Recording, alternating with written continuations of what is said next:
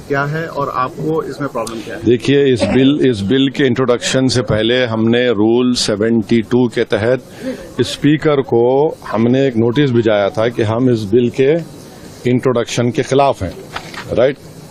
और हमारा मानना यह है कि ये जो बिल है आर्टिकल 14, 15 और 25 का उसके प्रिंसिपल्स का वायलेशन करता है।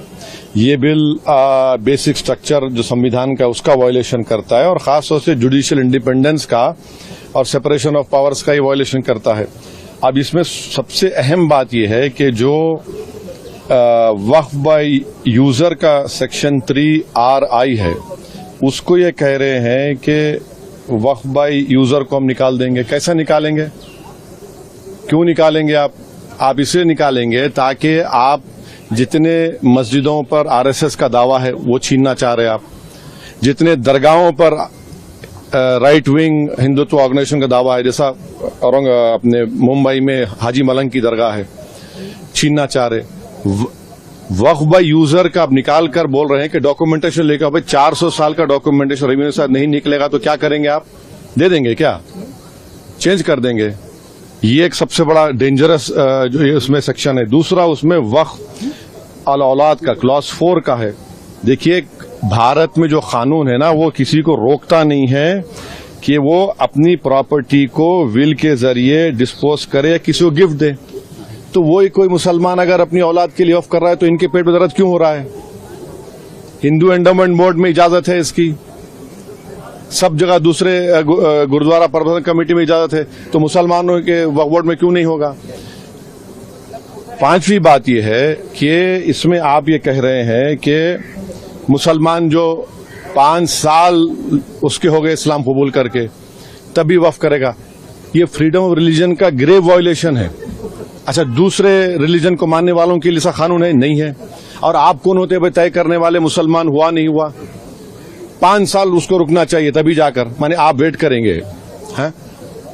और ये और एक उसमें जो बात जो ऑब्जेक्शनेबल है वो ये है कि अगर कोई सेक्शन 61 में आपने डीएम को बहुत पावर्स दे दिए, अब डीएम को फैसला करता है वक्फ बोर्ड के खिलाफ, मुझे ट्राइब्यूनल जाना है।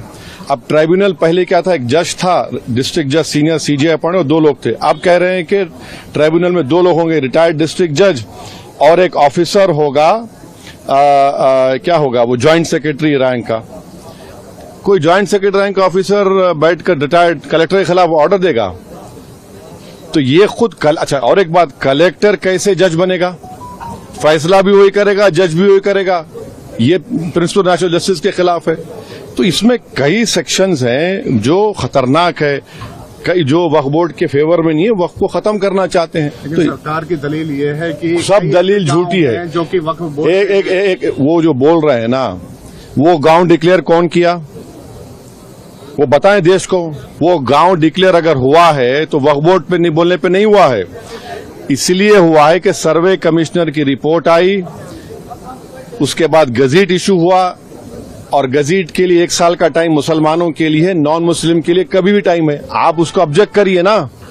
हैदराबाद में भी ऐसे के प्रॉपर्टीज थे जिनको गजीट के बाद भी कोर्ट ने ओवररूल किया। आप मिसालें दे रहे हैं। सुनेरी बाग की मस्जिद का अगर डॉक्यूमेंटेशन लाओ कहां से लाएंगे बताइए?